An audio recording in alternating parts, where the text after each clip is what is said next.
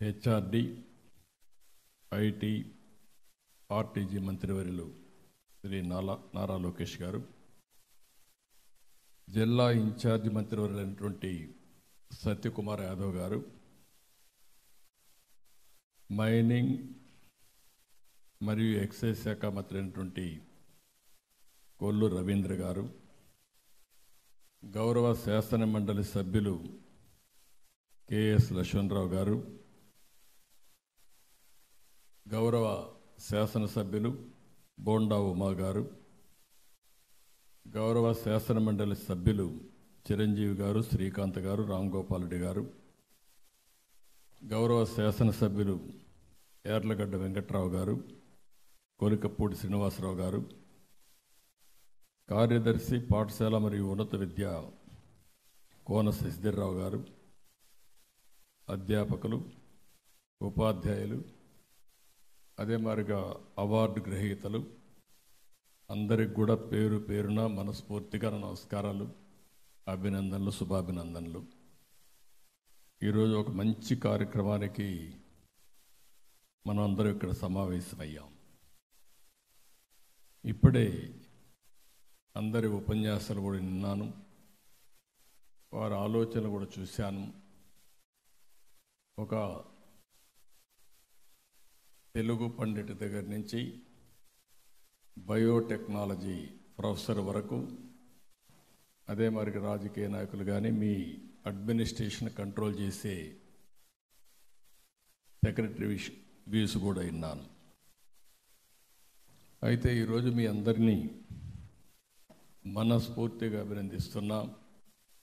దగ్గర 166 మంది ఉత్తమ ఉపాధ్యాయులుగా ఎంపికైన మిమ్మల్ని అందరినీ పేరు పేరున మరొక్కసారి అభినందనలు, ధన్యవాదాలు, కృతజ్ఞతలు. వారందరికీ శిరస్సు వంచి పాదాభివందనం చేస్తున్నా. ఎందుకంటే మీ స్ఫూర్తికి ఎప్పుడు కూడా తల్లిదండ్రులు పిల్లల్ని చదువుతారు, నేర్చుకునే వయసు అంతా మీతోనే ఉంటారు. వాళ్ళు ఇంట్లో ఉండేది నిద్రపోయే సమయంలో, స్కూల్లో ఉండేది నేర్చుకునే సమయంలో. అలాంటి వారి యొక్క భవిష్యత్తుని తీర్చిదిద్దే ఒక గొప్ప బాధ్యత మీది. ఎప్పుడు కూడా జీవితంలో తల్లి తండ్రిని గుర్తుపెట్టుకుంటాం, కానీ గురువుని ఎప్పుడూ మర్చిపోలేం. నాకు చిన్నప్పుడు చదువు చెప్పిన గురువుల్ని ఇప్పుడు కూడా గుర్తుంటుంది, ఎప్పటికీ గుర్తుంటుంది. అది ఉపాధ్యాయులకు ఉండే ఒక ప్రత్యేక గుర్తింపు. ఈరోజు కూడా ఒక మంచి గుర్తింపున్న దినం. ఆ రోజు మీరు చూస్తే మౌలానా అబుల్ కలాం గారు, ఆయన ఆ రోజుట్లోనే 1951లో ఇండియన్ ఇన్స్టిట్యూట్ ఆఫ్ టెక్నాలజీ స్థాపించారు. ఈరోజు భారతదేశంలో ఐఐటి చదువుకుని ప్రపంచమంతా పోగలిగారంటే ఆ రోజు ఆయన ఆలోచించి, ఈరోజు ఐఐటి స్టూడెంట్ అంటే ప్రపంచం మొత్తం ఒక సాంకేతికలో మొదట ఉండే వ్యక్తులని చెప్పి నిరూపించగలిగారు. ఐఐటీలు చూస్తే వండర్ఫుల్గా పనిచేసే పరిస్థితికి వచ్చింది. ఆ రోజుట్లోనే మీరు చూస్తే దగ్గర 53లో యూజీసీ తీసుకొచ్చారు. ఈ రెండు కూడా విద్యాశాఖలో విద్యా వ్యాప్తి కోసం పెను మార్పులు తీసుకురావడం జరిగింది. ఇకపోతే డాక్టర్ సర్వేపల్లి రాధాకృష్ణ గారు, మేము ఎప్పుడూ చెప్పుకుంటాం రేణిగుంటలో టీచర్గా పనిచేశాడని. అలాంటి సర్వేపల్లి రాధాకృష్ణ గారు జీవితం ఒక ఉపాధ్యాయుడిగా ప్రారంభించి అత్యున్నతమైన స్థానం, భారతదేశానికి ఒక రాష్ట్రపతి కాగలిగాడంటే అది ఉపాధ్యాయులకు ఉండే శక్తి, సామర్థ్యం అని చెప్పి కూడా నేను మీకు తెలియజేస్తున్నా. ఈ రెండు కలిసిన రోజు ఈరోజు. అయితే ఇది మనం చూస్తే దగ్గర దగ్గర సెప్టెంబర్ 5వ తారీఖున గురు పూజోత్సవ సందర్భంగా మనం ఈ కార్యక్రమం పెట్టుకోవాలి. నేనైతే ఇంత మునుపు టీచర్ని పెద్ద ఎత్తున మీటింగ్లో పెట్టేవాళ్ళం, మీకు జ్ఞాపకం ఉంటుంది. ఈరోజు మీ ఎడ్యుకేషన్ మినిస్టర్ గారు మోడర్నైజ్ చేసి ఒక టాలెంటెడ్ ఎవరైతే అవార్డు గ్రహీతలు ఉన్నారో వాళ్ళందరితో పెట్టారు. అప్పట్లో కొన్ని వేల మంది టీచర్లతో కూడా మీటింగ్లో పెట్టి మీలో ఒక చైతన్యాన్ని తీసుకురావాలి, ఒక అవేర్నెస్ తీసుకురావాలని చెప్పి ముందుకు పోయాం. అయితే అక్టోబర్ 5వ తారీఖు జరగాల్సినటువంటి ఈ కార్యక్రమం, సెప్టెంబర్ 5వ తారీఖు జరగాల్సిన ఈ కార్యక్రమం వరదలు వచ్చాయి. ఆ వరదలు వచ్చినప్పుడు ప్రజల్లో ఎప్పుడు కూడా మీరు ఒకటి గుర్తుపెట్టుకోవాలి, ఒక మంచి టీచర్ ఎప్పుడూ మంచి టీచరే, ఆయనకి ఎప్పుడూ ఆ గౌరవం ఉంటుంది. ఆ స్కూల్లోనే కాకుండా ఆ పరిసర ప్రాంతాల్లో కూడా ఆ టీచర్లకు గుర్తింపు ఉంటుంది. అది మన ప్రవర్తన బట్టి అని చెప్పి కూడా నేను మీకు తెలియజేస్తున్నా. ఇటీవల కాలంలో నేను చూశాను, ఏదైతే విజయవాడలో వరదలు వచ్చాయి, వరదలు వస్తే నేను కూడా మొక్కుబడిగా పోయి వచ్చి ఉండొచ్చు. చూసిన తర్వాత భయంకరమైన పరిస్థితి. ఒకటే నిర్ణయం చేశాను, ఎంత తొందరలో వీలైతే అంత తొందరలో మళ్ళీ మామూలు పరిస్థితి తీసుకురావాలని చెప్పి ఉద్దేశంతో రాత్రింబగళ్ళు పనిచేశాం. నేను పనిచేయడమే కాదు, ప్రతి ఒక్క మంత్రిని, ఎమ్మెల్యేలని, అధికారులు అందరిని పెట్టి పనిచేయించాం. 10 రోజుల్లో నార్మల్సీ తేగలిగామంటే వీలైనంతవరకు ఇబ్బందులు పడ్డారు, కానీ ఆ ఇబ్బందులను అధిగమించే విధంగా మేము పనిచేయగలిగాం. కాబట్టి ఒక నమ్మకంతో పూర్తిగా సహకరించే పరిస్థితికి వచ్చారు. ఇక్కడ వీళ్ళ కష్టాలు చూశారు, ప్రభుత్వం పనిచేసిన విధానం చూశారు, రాష్ట్రం, దేశం మొత్తం స్పందించారు. దగ్గర దగ్గర 500 కోట్ల రూపాయలు సీఎం రిలీఫ్కి ఇచ్చే పరిస్థితికి వచ్చారు. మీరందరూ కూడా ఒకరోజు జీతం ఇచ్చారు. అది మీ అందరి స్ఫూర్తి. ఒక మంచి అనే దానికి ఎప్పుడూ గుర్తింపు ఉంటుంది అనేది ఈ వరదలు ఒక తార్కాణం అని చెప్పి కూడా నేను మీకు తెలియజేస్తున్నా. ఇప్పుడే మీరు మాట్లాడినప్పుడు కొన్ని విషయాలు నేను విన్నాను. భారతదేశం ఒక గొప్ప దేశం, మీరందరూ గుర్తుపెట్టుకోవాలి. ఈరోజు ఒక సంస్కృతి సాంప్రదాయాలకు మారు పేరు భారతదేశం. ఈ దేశానికి ఎన్నో గొప్ప అవకాశాలు ఉండే అవకాశం ఉంది, ఇంకా కూడా మీరు గుర్తుపెట్టుకోవాల్సింది. అయితే ఎప్పుడు కూడా ఒక్కొక్కసారి కొన్ని టర్నింగ్ పాయింట్స్ వస్తూ ఉంటాయి. ఇన్ఫర్మేషన్ టెక్నాలజీ వచ్చినప్పుడు ముందుగా 1991లో ఆర్థిక సంస్కరణ తీసుకొచ్చాం. ఒక్క సంస్కరణ ద్వారా దేశం దశ దిశ మారే పరిస్థితి వచ్చింది. ఆ సంస్కరణ తీసుకొచ్చిన వ్యక్తి పివి నరసింహారావు గారు. తెలుగు బిడ్డ కావడం మనందరి అదృష్టం. అక్కడి నుంచి మీరు చూస్తే 94, 95 ఆ ప్రాంతంలో ఇంటర్నెట్ రెవల్యూషన్ వచ్చింది. ఇంటర్నెట్ రెవల్యూషన్ వస్తే నేను ఆలోచించాను, మనం ఎందుకు అడాప్ట్ చేసుకోకూడదని. అప్పట్లోనే ప్రారంభించాం. 95లో నేను ముఖ్యమంత్రి అయినప్పుడు ఇక్కడ టీచర్స్ కొంతమంది ఉంటారు. ఆ రోజు నేను చేసిన నిర్ణయం మీరు చూసి, ఒక సింపుల్ పాలసీ, ఒక పవర్ఫుల్ పాలసీ, ఐటీకి ప్రాధాన్యత ఇవ్వాలనుకున్నాం. ఒక ఐటీకి ప్రాధాన్యత ఇచ్చి ఫస్ట్ ఒక హైటెక్ సిటీ కట్టాం. అక్కడి నుంచి ప్రపంచం అంతా తిరిగి ఐటీ కంపెనీలు ప్రమోట్ చేశాం. దీనికి విద్యార్థులు కావాలి, రిసోర్సెస్ కావాలనే ఉద్దేశంతో ఇంజనీరింగ్ కాలేజెస్ ప్రమోట్ చేశాం.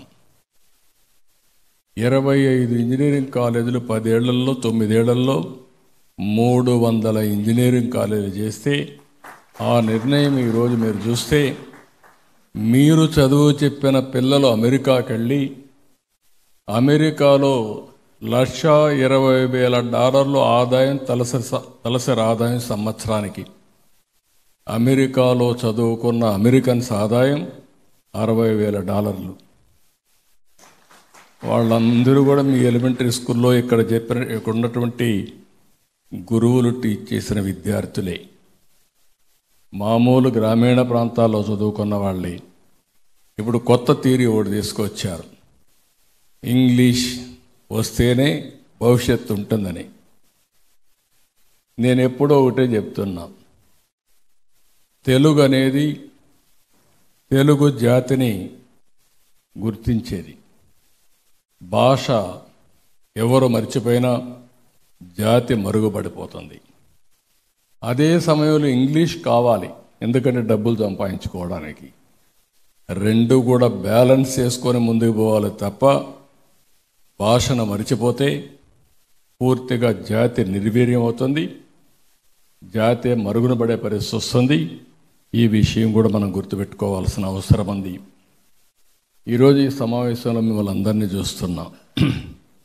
మీ అందరికీ ఒకటే గుర్తు చేస్తున్నా, ఈరోజు నరేంద్ర మోడీ గారు ప్రధానమంత్రిగా వికసిత్ భారత్ 2047 విజన్ డాక్యుమెంట్ తయారు చేశారు. మనం కూడా స్వర్ణ ఆంధ్రప్రదేశ్ 2047 విజన్ డాక్యుమెంట్ తయారు చేశాం. నాకు కానీ అదే మరిగా మన ప్రీతమ ప్రధానమంత్రి నరేంద్ర మోడీ గారికి సందేహం లేదు, భారతదేశం 2047కి నెంబర్ 1 కానీ నెంబర్ 2 స్థానంలో మనం ఉండబోతున్నాం. రెండోది, ప్రపంచం మొత్తం ఇండియన్స్ నెంబర్ 1 స్థానంలో ఉంటారు. ఏ దేశానికి పోయినా ఇండియన్సే ఉంటారు, నెంబర్ 1 స్థానంలో ఉంటారు. ఇవన్నిటికీ మూల కారణం ఇక్కడుండే టీచర్సేనని చెప్పి మరొక్కసారి మీ అందరికీ విజ్ఞప్తి చేస్తున్నాను. ఇంకొక విషయం కూడా నేను మీకు చెప్పేది, ఈరోజు మీరందరూ కూడా ఒక ఇన్స్పైరింగ్ టైంలో ఉన్నాం.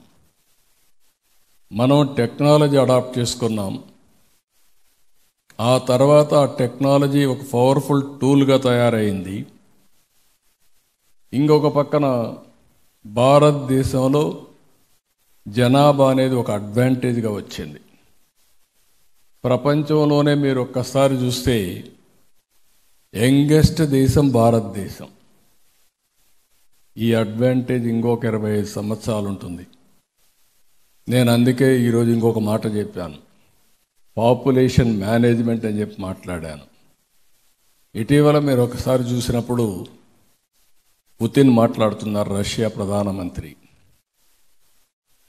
8 నుంచి 10 గంటల వరకు ఎక్కడికక్కడ ఇంటర్నెట్ ఇవన్నీ ఆఫ్ చేసేసి అందరూ ఫ్రీగా ఆలోచించుకునే పరిస్థితి రావాలి. ఈ టెక్నాలజీ వల్ల టెన్షన్ ఎక్కువ అవుతుంది, కనీసం ఫ్యామిలీ కలిసి ఉండే పరిస్థితి లేకుండా పోతుంది, జనాభా తగ్గిపోయిందని బాధపడే పరిస్థితికి వచ్చారు. ఇది ఇక్కడుండే టీచర్లకు చాలామందికి ఒక ఐడియా ఉంటుంది. నేను ఒకప్పుడు పాపులేషన్ కంట్రోల్ కోసం పనిచేశా. ఇదే మరి పెద్ద పెద్ద మీటింగ్లు పెట్టేవాడిని. ఒక బిడ్డ ఉంటే లాభమా, 2-3 ఉంటే లాభమా అని చెప్పి డిస్కస్ చేసేవాడిని, డిబేట్ చేయించేవాడిని. అందరూ కూడా సింగిల్ చైల్డ్ పేరెంట్స్ వచ్చి మా అబ్బాయిని బాగా చూసుకుంటున్నామంటే నేను కూడా ఆనందపడి ఇంకా ఎక్కువ ప్రమోట్ చేశా. ఇంకొక పక్క కొన్ని నిర్ణయాలు కూడా చేశా. 2 కంటే ఎక్కువ పిల్లలుంటే స్థానిక సంస్థల్లో పోటీ చేయడానికి వీలు లేదని రిస్ట్రిక్షన్ పెట్టాం. ఇప్పుడు సౌత్ ఇండియాలో పాపులేషన్ తగ్గిపోతూ ఉంది, యూరోప్లో పాపులేషన్ తగ్గిపోయింది, చైనా, జపాన్, సౌత్ కొరియా ఏ దేశం చూసినా జనాభా తగ్గిపోయే పరిస్థితికి వచ్చింది. టెస్లా అధినేత మొన్న మాట్లాడుతున్నాడు, నాకు 12 మంది పిల్లలున్నారు, మీరు కూడా పిల్లల్ని ఎక్కువ కనండి, లేకపోతే దేశంలో ప్రపంచంలో మనుషులే ఉండరు, జాగ్రత్తగా ఉండమని చెప్పే పరిస్థితికి వచ్చాడు. నేను కూడా ఒకటి ఆలోచించాను. ఆలోచన, ఇద్దరు పిల్లలు లేకపోతే స్థానిక సంస్థల్లో పోటీ చేయడానికి అర్హత ఉండదని కొత్తగా పెట్టాలని.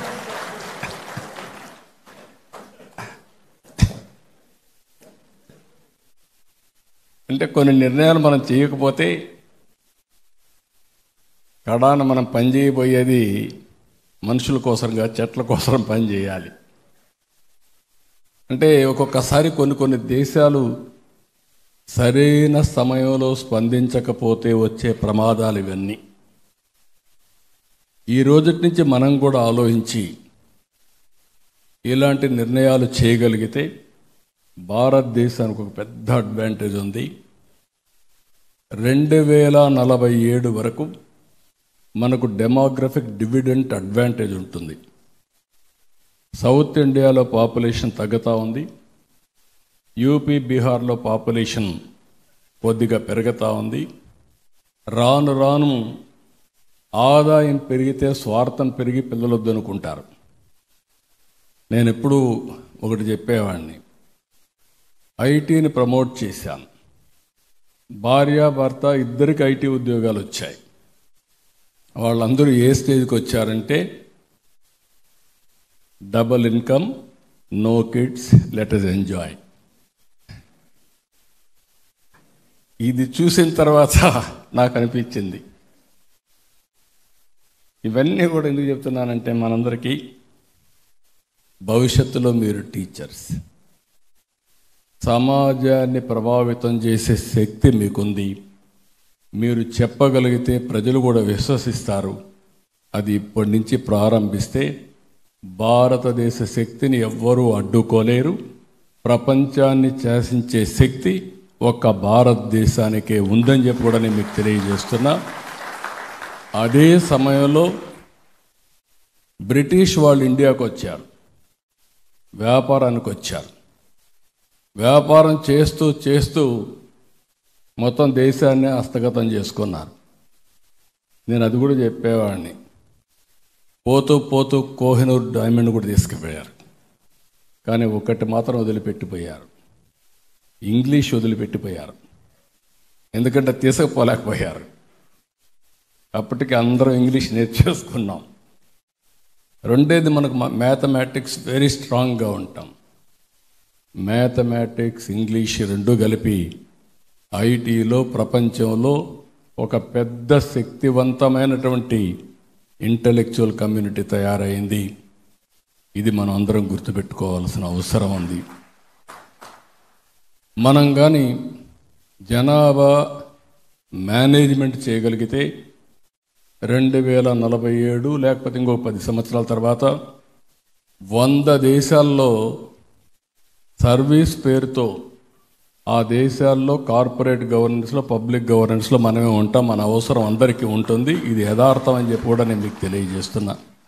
కాబట్టి ఈ రోజు నుంచి ఉత్తమ అధ్యాపకులందరూ జనాభా నియంత్రణ గురించి కూడా కాకుండా పాపులేషన్ మేనేజ్మెంట్ గురించి మీరు మాట్లాడాల్సిందిగా మిమ్మల్ని అందరినీ కోరుతున్నా. ఒకప్పుడు నేను చెప్పేవాడిని, break silence, talk about AIDS అని చెప్పా. ఇప్పుడు మళ్ళీ మీకు చెప్తున్నా, నిశ్శబ్దం మానండి, పాపులేషన్ గురించి మాట్లాడండి, జనాభా గురించి మాట్లాడండి, పాపులేషన్ మేనేజ్మెంట్ గురించి మాట్లాడండి. ఇక డిపార్ట్మెంట్కి వస్తే అనేకమైన మార్పులకి నేను కూడా ప్రత్యక్ష సాక్షిగాని నేను చాలా పనులు చేశాను విద్యా విధానంలో. ఒకప్పుడు నేను చూసేవాడిని, ప్రాంతీయ అసమానతలు ఎక్కువగా ఉండేటివి. ఇక్కడ కొద్దిగా స్కూల్స్ ఎక్కువ ఉండేటివి, గుంటూరు, కృష్ణాలో. తెలంగాణలో చాలా ప్రాంతాల్లో స్కూల్సే ఉండేటివి కాదు. ఆ రోజు నేను ఆలోచించి ఒకే నిర్ణయం చేశాను, ప్రతి ఒక్క కిలోమీటర్కి ఎలిమెంటరీ స్కూల్, 3 కిలోమీటర్లకి అప్పర్ ప్రైమరీ స్కూల్, 5 కిలోమీటర్లకు ఒక హై స్కూల్, ప్రతి మండలానికి ఒక జూనియర్ కాలేజ్, ప్రతి రెవెన్యూ డివిజన్కి ఒక ఇంజనీరింగ్ కాలేజ్, ప్రతి జిల్లాకు ఒక మెడికల్ కాలేజ్ ప్రారంభించింది తెలుగుదేశం పార్టీ 95లో. దీంతో టీచర్ ఉద్యోగాలు తెలుగుదేశం పార్టీ 11 డిఎస్సీలు పెట్టాం. దగ్గర 1,50,000 పోస్టులు ఇచ్చాం. నేను ముఖ్యమంత్రిగా 11 డిఎస్సీల్లో 8 నేను పెట్టాను, 3 మా నాయకుడు ఎన్టీ రామారావు గారు పెట్టారు. ఇప్పుడు 9వ డిఎస్సీ మళ్ళా రాబోతుంది. అంటే ఏ విధంగా ఎడ్యుకేషన్కు శ్రద్ధ పెట్టామనేది ఇది ఒక ఎగ్జాంపుల్ మాత్రం. అందుకే మొన్న ఫస్ట్ సంతకం నేను పెట్టింది మెగా డిఎస్సి పైనే సంతకం పెట్టాను. విద్యా ప్రమాణాలు పెంచాలి, ఉపాధ్యాయుల సంఖ్య పెరగాలి, మీకు కూడా బర్డన్ తగ్గాలనే ఉద్దేశంతో మొన్నే 16,347 టీచర్ ఉద్యోగాల కోసం మెగా డిఎస్సి పెట్టాం. ఇంకొక పక్కన మీరు చూస్తే ఈరోజు ఇంతమంది ఆడబిడ్డలు ఇక్కడ ఉన్నారంటే నేనే 33% రిజర్వేషన్లు మీకు తీసుకొచ్చాను. స్కూల్లో కాలేజీల్లో చదువుకునే పిల్లలకు కూడా 33% సీట్లు తీసుకొచ్చాను. ఆ రోజు నన్ను చాలామంది వ్యతిరేకించారు. ఒక మాట అన్నారు, ఆడపిల్లలకి 33% పెట్టారు, మెరిట్లో కొన్ని వస్తాయి, 50% అంటే క్రాస్ అవుతున్నారని.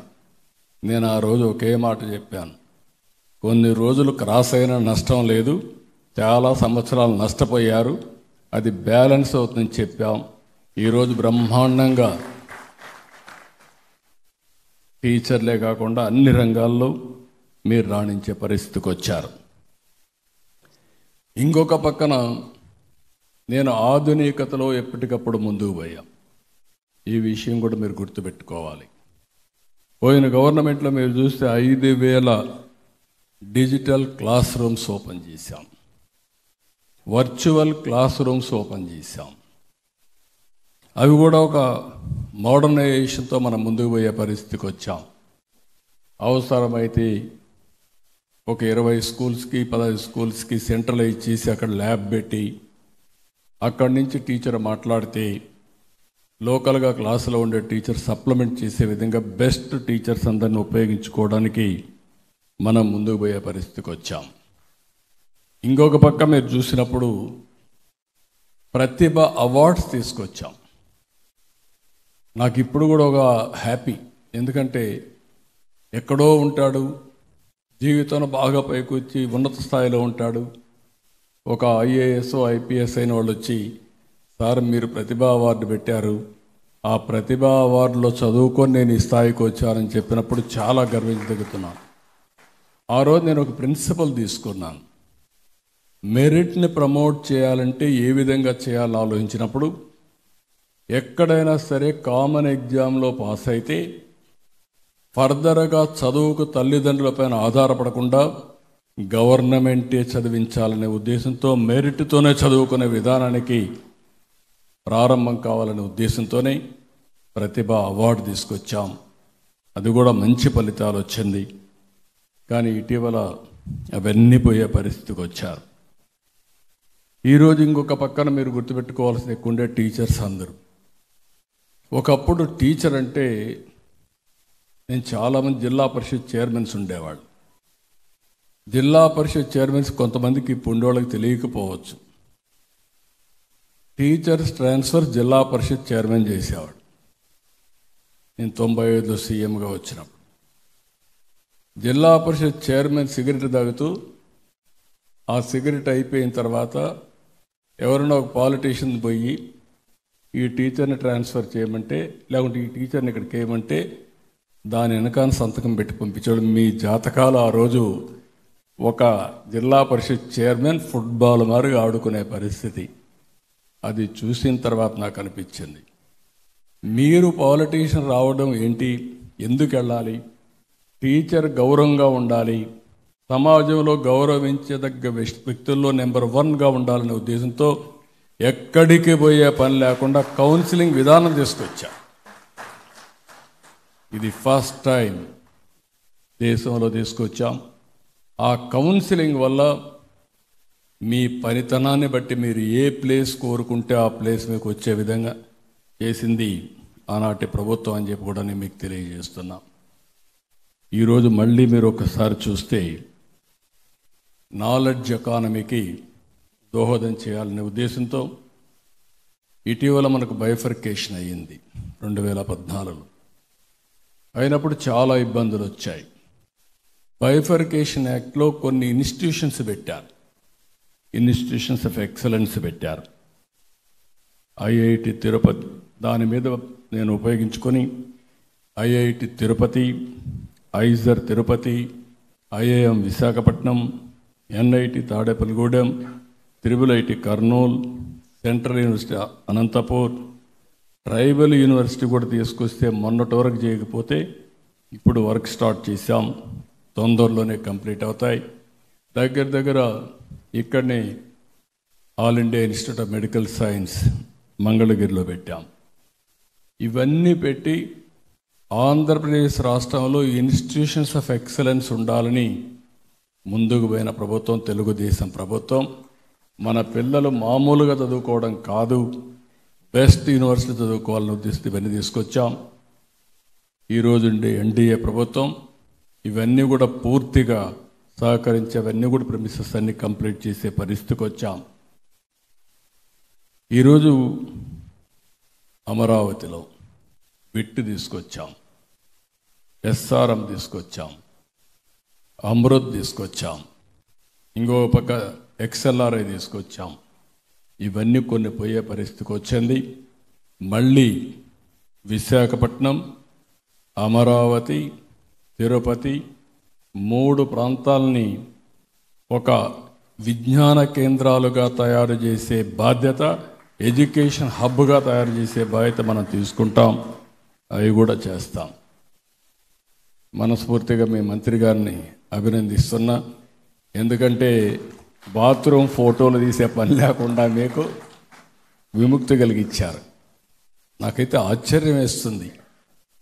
ఒక పవిత్రంగా భావించే టీచర్ని ఎంత అవమానపరిచే పరిస్థితికి వచ్చారంటే, ఇంకొక పక్క ఒక్కసారి బాధ కలుగుతుంది, ఆవేదన కలుగుతుంది, ఆవేశం కూడా వస్తుంది.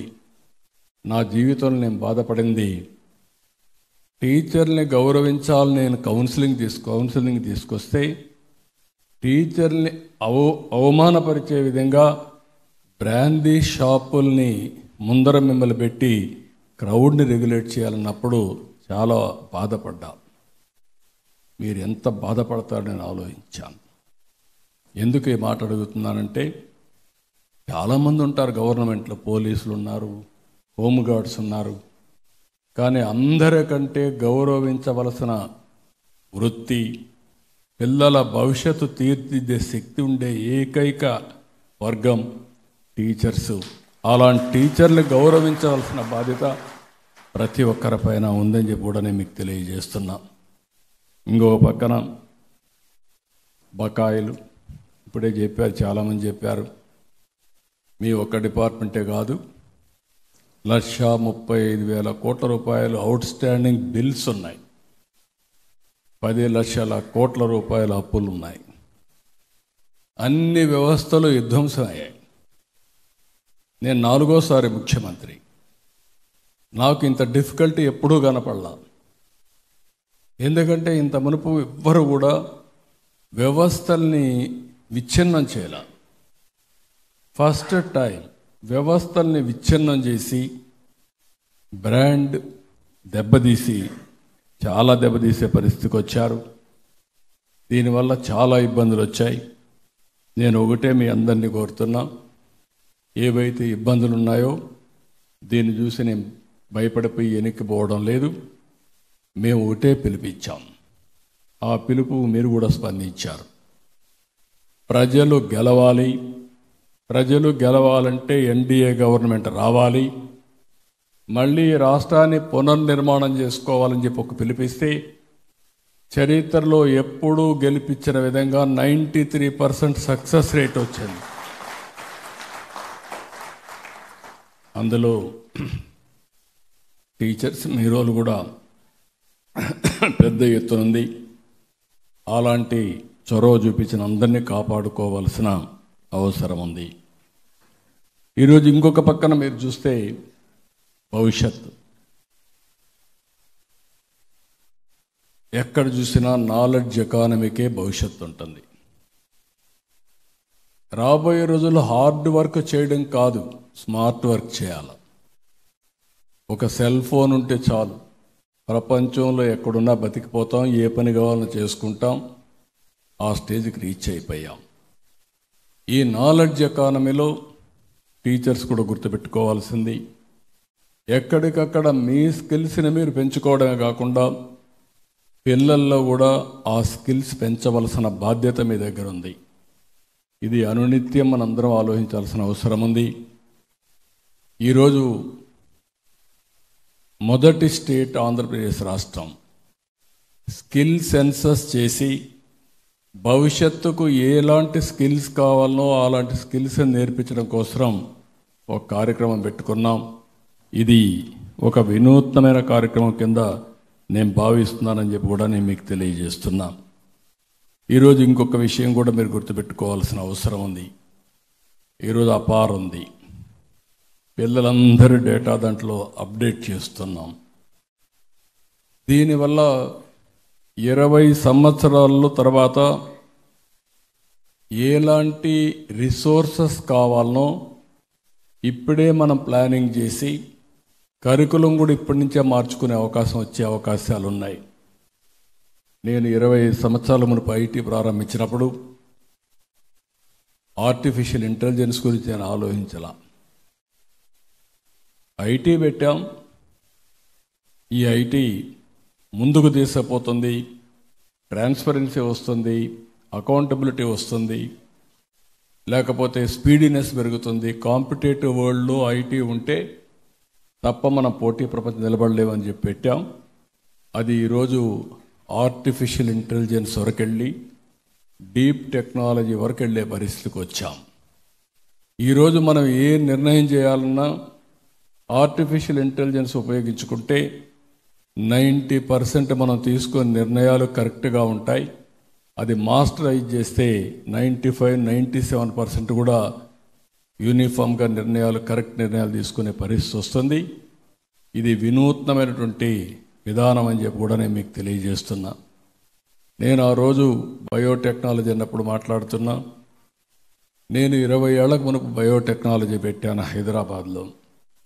నిన్న కోవిడ్ వస్తే అక్కడ తయారు చేసిన వ్యాక్సినే మనలు కాపాడడం కాకుండా ప్రపంచానికి ఇచ్చే పరిస్థితికి వచ్చాం. ఈరోజు మనం చేసే పని దాని విలువ ఈరోజు తెలియదు, కానీ భవిష్యత్తులో చాలా ప్రయోజనాలు వచ్చే పరిస్థితి వస్తుంది. ఈ విషయాలు మీరందరూ గుర్తుపెట్టుకోవాల్సిన అవసరం ఉంది. అయితే ప్రభుత్వం కూడా, నేను కూడా మొన్నే ఒకసారి సమీక్ష చేసినప్పుడు చూశాను, ఇంకా కొన్ని విషయాల్లో చాలా వెనుకబడి ఉన్నాం. ఒక పక్క ఇన్ఫ్రాస్ట్రక్చర్, ఒక పక్క టీచర్స్ని వేకెన్సీస్. ఒక స్కూల్ ఎడ్యుకేషన్లో 16-17 వేల మందిని మనం రిక్రూట్ చేసుకుంటున్నాం. యూనివర్సిటీలో చాలా ఖాళీలు ఉన్నాయి. అదే మరి యూనివర్సిటీలో కూడా స్టాండర్డ్స్ పడిపోయే పరిస్థితికి వస్తూ ఉంది. ఇంకో పక్కన హైయర్ ఎడ్యుకేషన్కి వచ్చే స్టూడెంట్స్ కూడా తగ్గిపోయే పరిస్థితికి వచ్చారు. మీరు ఈ విషయం గుర్తుపెట్టుకోవాల్సింది, పిల్లల్లో ఇలాంటి ప్రతి ఒక్కరిలో కంటిన్యూస్ లెర్నింగ్ అనేది జీవితాంతం చేయాల్సిన అవసరం ఉంది. నేను అందుకే ఒక మాట అంటాను, learning and delearning is a continuous process in life. అది ఎవరైతే ప్రాక్టీస్ చేస్తారో వాళ్ళు గ్రో అవ్వగలుగుతారు. లేదు మాకు అన్నీ తెలుసు అనుకుంటే టీచర్లకు కూడా చాలాసార్లు నేను చూశాను, బెస్ట్ టీచర్ అవార్డు వచ్చిన ప్రతి ఒక్కరు కూడా అనునిత్యం అన్వేషణతో కొత్త విధానాలకు శ్రీకారం చుడుతున్నారు. కాబట్టి మీరు అనునిత్యం బెస్ట్ టీచర్స్గానే ఉంటారని చెప్పి కూడా నేను మీకు తెలియజేస్తున్నా. ఇవన్నీ కూడా ప్రాక్టికల్గా మనం ఆలోచించుకోవాల్సింది. నేను అదే అంటాను అప్పుడప్పుడు, నేను కూడా అనునిత్యం విద్యార్థిని. నేను పోతూ ఉంటే ఒక రిక్షా పుల్లరు ఒక మంచి మాట చెప్తే ఇమ్మీడియట్గా దాన్ని అమలు చేయాలని ప్రయత్నం చేస్తాను. అది ఎందుకంటే మనం ఒక ప్రజాసేవలో మేము ఉన్నప్పుడు ఏ మంచి పని ఎవరు చెప్పినా దాన్ని ముందుకు తీసుకుపోవాల్సిన అవసరం ఉంది. ఇంకొక పక్కన మీరు ఒక్కసారి గుర్తుపెట్టుకోవాల్సింది, ప్రపంచంలో అన్ని దేశాల కంటే భారతదేశంలో ఉండే కుటుంబ వ్యవస్థ చాలా పవర్ఫుల్ వ్యవస్థ. వేరే దేశాల్లో ఏ దేశాల్లో ఇలాంటి వ్యవస్థ లేదు. ఆ కుటుంబ వ్యవస్థే మన పిల్లలకు విలువలు నేర్పిస్తుంది. ఆ విలువలే ఒక వారసత్వంగా వస్తాయి. అదే ఒక లెగసీగా తయారవుతుంది. ఈరోజు అందుకనే మీరు ఒకసారి చూసినప్పుడు ప్రపంచం మొత్తం వేరే దేశాల్లో మీరు చూస్తే ఏ 10వ తరగతో 11వ తరగతికి వస్తానే పిల్లల్ని వేరేగా పంపిస్తారు. అదే సమయంలో వాళ్ళు కూడా ఓసారి మ్యారేజెస్ కూడా మళ్ళా డివోర్సులు మ్యారేజ్లు ఇచ్చుకునే పరిస్థితికి వస్తారు. కానీ ప్రపంచంలోనే marriages are made in heaven అని భావించి జీవితాంతం భార్యాభర్త కలిసి ఉండే సంస్కారం ఉండే ఏకైక దేశం భారతదేశం. దీనివల్ల ఒక కుటుంబ సెక్యూరిటీ. నేను ఒక హిందూ కుటుంబాలే కాదు, ఇండియన్ కుటుంబాలు అంటున్నా. నేను ఇండియాలో ఉండే అన్ని కుటుంబాలకి వేరే దేశాల్లో ఉండే కుటుంబాలకి దేర్ ఇస్ ఎ డిఫరెన్స్. అది ఒక క్రిస్టియన్ కుటుంబం కావచ్చు, ఒక ముస్లిం కుటుంబం కావచ్చు, ఒక హిందూ కుటుంబం కావచ్చు, ఒక సిక్కు కుటుంబం కావచ్చు, ఏదైనా కానీ అలాంటి పటిష్టమైన వ్యవస్థ ఉంది. ఇటీవల మన వ్యవస్థలో కూడా విలువలు పడిపోతూ పతనావస్థకు వస్తున్నాం. ఇటీవల సోషల్ మీడియా చూస్తే చాలా భయం వేస్తుంది. అంటే ఇంకా లెక్కలేనితనం కూడా వచ్చేసే పరిస్థితికి వస్తున్నాయి. అవన్నిటిని ఏం చేయాలో చేయాల్సిన అవసరం ఉంది. మళ్ళీ విలువలు కాపాడడానికి నాకు ఒక ఆలోచన వస్తే చాగంటి కోటేశ్వరరావు గారిని స్టూడెంట్స్ ఎథిక్స్ వాల్యూస్ని ప్రమోట్ చేయడానికి గవర్నమెంట్ అడ్వైజర్గా పెట్టా. ఎవరో ఒకరు ఈ విలువల గురించి మాట్లాడాలి. ఎవరో మాట్లాడకపోతే ఇంకా మనం ఎక్కడికి పోతాం అక్కడికి పోతాం. అలాంటి విలువల పతనావస్థకి వెళ్ళిన తర్వాత మనకు ఇక్కడ సెక్యూరిటీ కానీ సేఫ్టీ కానీ హ్యాపీనెస్ కానీ ఏమీ ఉండవని చెప్పి కూడా నేను మీకు తెలియజేస్తున్నా. అందుకే ఇవన్నీ ఎక్కువ మాట్లాడాల్సింది, ఎక్కువ ప్రాక్టీస్ చేయాల్సింది ఈ యొక్క టీచర్స్ నుంచే రావాలని మనస్ఫూర్తిగా ఆకాంక్షిస్తున్నా. దానికి మీరు నాంది పలకాల్సిన అవసరం ఉంది. ఎందుకంటే మీరు ఓసారి ఇంటలెక్చువల్ కమ్యూనిటీ, ఇప్పుడే పద్మావతి యూనివర్సిటీ నుంచి ప్రొఫెసర్ గారు మాట్లాడుతూ ఒక మాట చెప్పారు. మేము ఇంటలెక్చువల్ కమ్యూనిటీ మొత్తం చదువుకున్న వాళ్ళందరం గట్టిగా ఉంటాం, మేము సపోర్ట్ చేస్తామనే విధంగా మాట్లాడారు. సమాజ హితం కోసరం, భవిష్యత్తు కోసరం, ఈ దేశ ఔన్నత్యాన్ని కాపాడుకోవడం కోసరం మీలాంటి వాళ్ళు మాట్లాడవలసిన అవసరం ఉంది. మంచిని మంచిగా చెప్తూ మంచిని ప్రోత్సహించి విలువలను కాపాడుకుంటూ వస్తే ఆ విలువలే మనకందరికీ రక్షగా నిలుస్తాయని చెప్పి మీ అందరికీ తెలియజేస్తున్నా. ఇక వస్తే అందరి మారిగా నాకు కూడా స్వార్థం ఉంటుంది. రాబోయే 4-5 సంవత్సరాల్లో ఒక నాలెడ్జ్ ఎకానమిక్ హబ్గా ఆంధ్రప్రదేశ్ తయారు కావాలి. నేను అందుకే నిన్న రతన్ టాటా ఇన్నోవేషన్ హబ్ ఒకటి ప్రారంభించాను. ఆయన పేరుతో ప్రారంభించాను. అమరావతిలో మెయిన్ కేంద్రం ఉంటుంది. విశాఖపట్నం, రాజమండ్రి, విజయవాడ, తిరుపతి, అనంతపూర్లో కేంద్రాలు ఉంటాయి, రీజనల్ కేంద్రాలు ఉంటాయి. 1 ఫ్యామిలీ 1 ఆంట్రప్రెన్యూర్, 1 ఫ్యామిలీ 1 ఆంట్రప్రెన్యూర్ కావాలంటే ఈ టీచర్స్ పైనే ఆధారపడుతుంది. ఒకప్పుడు నేను చెప్పాను, ప్రతి ఒక్క కుటుంబానికి ఒక ఐటీ ప్రొఫెషనల్ ఉండాలని చెప్పాను. నేను ఇచ్చిన పిలుపందుకుని గ్రామాల్లో ఉండే 5 ఎకరాలు 6 ఎకరాలు ఉండేవాళ్ళు ఊరొదులుకొని సమీప టౌన్కి వచ్చి పిల్లల్ని చదివించారు. నేను ఆ రోజు ఒకే మాట చెప్పాను, మీరు ఎంత డబ్బులు ఇస్తారనేది ముఖ్యం కాదు, మీ పిల్లలకి ఎన్ని ఎకరాల భూమి ఇస్తారనేది ముఖ్యం కాదు, బాగా చదివించండి. నాలెడ్జ్ ఎకానమీలో వందల వేల కోట్లు సంపాదించే శక్తి మీ పిల్లలకు వస్తుందని చెప్పాను. అది ఈరోజు నిజమయ్యే పరిస్థితి వచ్చింది. ఎక్కడో అమెరికాలో పనిచేసుకుంటూ కొంత డబ్బులు తల్లిదండ్రులు పంపిస్తే వీళ్ళు మంచి ఇల్లు కట్టుకొని కారు పెట్టుకొని దర్జాగా బ్రతికే పరిస్థితికి వచ్చారు. అలాంటివన్నీ కూడా జరిగాయి. ఈరోజు మిమ్మల్ని అందరినీ చెప్తున్నాం, నాలెడ్జ్ ఎకానమీలో ఆంధ్రప్రదేశ్ నెంబర్ 1గా ఉండాలి.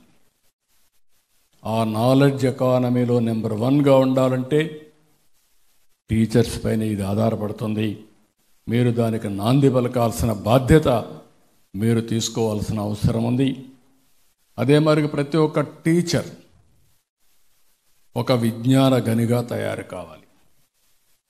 మీరు మాట్లాడే ప్రతి ఒక్క మాట, మీరు అనుసరించే ప్రతి ఒక్క విధానం పిల్లల్లో అనునిత్యం స్ఫూర్తినివ్వాలి, ఇన్నోవేషన్కు నాంది పలకాలి.